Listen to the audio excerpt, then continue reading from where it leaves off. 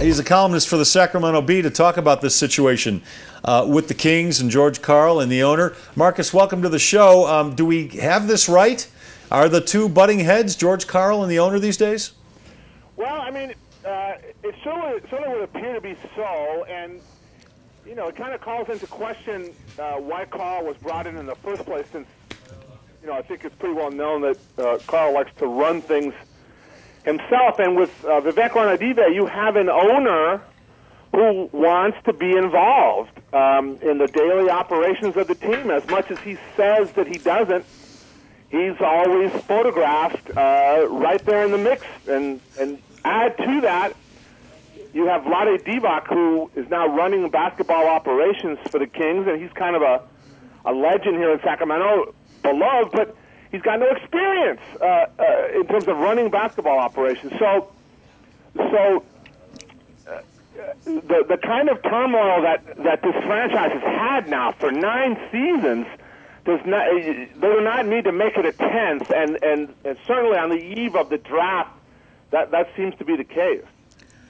Do you think, Marcos, that they will make a deal for either DeMarcus Cousins or get out of that number 6 spot?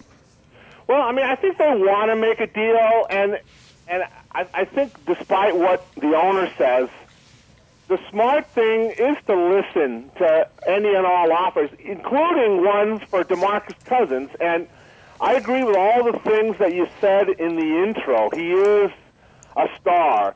He is a really talented big man who can do a lot of things that other big men can't do. He can run the floor, he can pass, and he can shoot in a way that most big men can't. He's still young, and he's still under contract for 3 years. The complicating factor is he hasn't been real happy here, and there's a strong feeling that maybe that DeMarcus Cousins is behind the scenes pushing for a trade. And in one sense, you can't blame him. It's been 5 seasons of turmoil, and the whole time he's been here, they've had more coaches than the Oakland Raiders in that time. And there may be a part of him who's just had enough, particularly when they fired Mike Malone in December, late on a Sunday night, very unceremoniously, and it was a decision that really made him angry, and both DeMarcus and the whole team went in the tank after that. Marcus is joining us on the phone he's a columnist for the Sacramento Bee, one of my favorite newspapers in the entire world, truthfully, for the reasons that they have a great sports section, and one of my ex-girlfriends is one of the editors there. So I have a couple of reasons, Marcos. We'll talk about that behind the scenes sometime. But in regard to that, you have a championship team in the NBA that's about 75 miles away, if I'm getting my GPS correctly. Yeah. And so there's an arena coming in a couple of years. And as you pointed, 9 years of turmoil of whether the team was going to stay or go, or whether it was going to be an arena, and then go through all the stuff. You finally get DeMarcus Cousins kind of stabilized because he loves the coach, and then the general manager fires the coach, and then the general manager, I guess with the owner's blessing or with the owner telling him to do that, then the general manager's fired. He's back in Denver. You got the coach from Sacramento in Denver. This is like cousins here in the South where I grew up, that they're all married together or something. That's why I think there should be a trade. Why not Cousins to Denver where he can be reunited with the only coach he really liked? Is there a question in there, Marcus? I don't know where it is. No, I'm with you. And look, I'm in the minority in Sacramento. I think if the right pieces were available, a trade for DeMarcus Cousins would make sense because of this. All right, it is a stars league, and you want to build around stars, but he's put up huge numbers on 28 win teams, and at this point, the Kings need to change the entire dynamic in the way that they did back in 1998 when in one fell swoop they brought in Chris Webber, Divac, and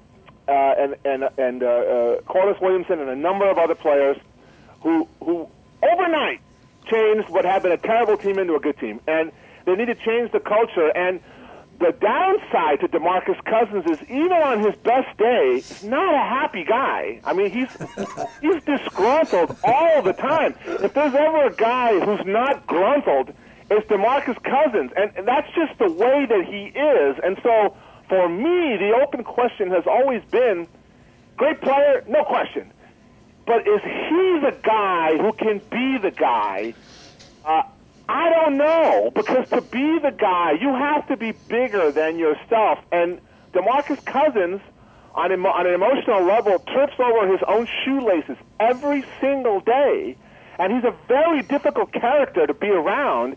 And so maybe on a team where you had 2 or 3 named veterans with stronger personalities, he would be that great piece that would push you over the top. But the Kings aren't that team. And so if they can work out a deal with anybody, it'd be great. Now, the question was, does Denver have the kind of pieces that the Kings would covet? I don't know. You might have to have another team or two involved in that deal. But clearly, when Michael Malone got his job in Denver, the first thing that DeMarcus Cousins did was tweet that you can't keep a good man down. He felt very deeply when the Kings fired him. He was responding to this coach, and reuniting him would make sense, but I think Denver would have to bring another team into the mix, because for the Kings to give this guy up, you not only have to have a big draft pick, you have to have, at least to me, 2 players who can play major minutes right now. And I don't know if Denver has that to give up. Ty Lawson and Kenneth Faried. Yeah, and a draft pick. Ty Lawson, Kenneth Faried, and a draft pick, Marcos. How do you think the fan base there would respond to that? I think initially they will respond very negatively. Last night, it's like Sacramento went on a bender. Last night, just the word that they might be trading DeMarcus Cousins, and this is a fan base that's battered and bruised emotionally. They had their emotions played with on an annual basis by the previous owners, and so. And then they've had 2 under the current ownership. They've had 2 bad years, and so DeMarcus Cousins is the one marquee player they have, and so initially it would be a very negative response. But that would change in a heartbeat if the Kings were able to bring in a couple of difference makers, and I think that has to be the price for DeMarcus Cousins, who's 24, 25 years old. Just entering his prime and still under contract for 3 more years, that's a lot of value. And you have to be sure that you're bringing value back to give him up. He's Marcos Breton of the Sacramento Bee, and this portion of the Big Stuff presented by the Celtic Tavern, the official sponsor of the Colorado Rapids soccer team. Marcos, George Karl has a reputation for not getting along with his star players. He had problems with Gary Payton and Sean Kemp, problems with Ray Allen, problems here with Carmelo Anthony. I'm wondering, how much of a problem is there? Is there friction between George Karl and DeMarcus Cousins already, and George just got there? They haven't spoken since the end of the season. Wow. And that's not a rumor. That's a fact. They have not spoken since the end of the season. And I think that George Karl, I mean, you guys would know better than I, having spent more time around him than I have. He likes to play a style of basketball that might not be best suited for a player like DeMarcus Cousins, and that sort of became an issue. Now, that's compounded by the fact that when Karl came in, it was already a toxic, horrible situation because of the way that the Malone firing was bungled. And then you had this horrible period, like a purgatory, about 6 weeks, when you had an interim coach in there who everyone knew was not going to be around, and Pete D'Alessandro kept insisting that he would be around when everybody knew that wasn't the case.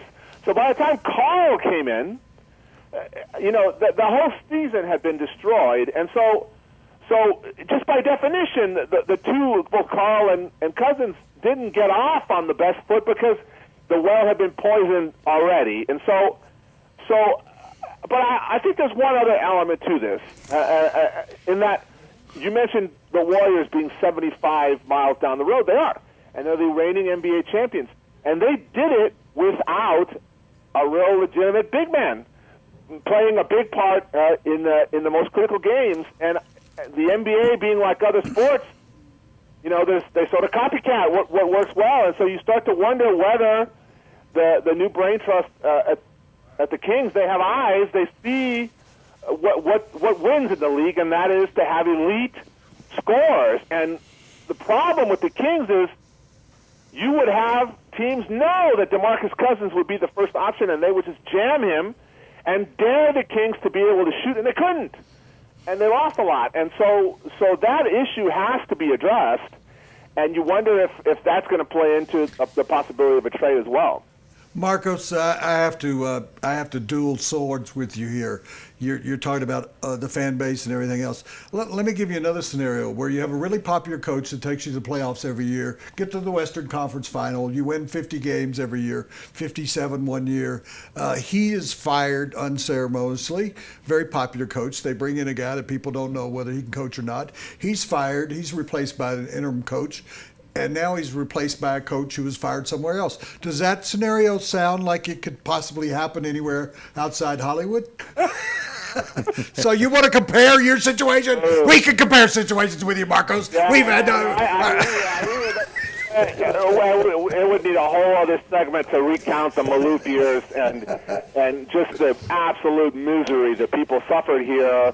When you know the Maloofs thought that Reggie Theus was a better coach than Scott Brooks, you know when they thought that Jimmer Fredette was better than Damian Lillard, you know it was that sort of thing, and those sorts of decisions bring you losses, and instability brings losses, and you know that's the story of the Kings is they can never decide who they are, what they're going to be, and they can't bring in people who get along. And then after, you know, you fire the first two people you hire, which is what this current Kings owner did, and they're both now in Denver, is you bring in a guy, Ranadive, who's never done it before, and you hand him the keys.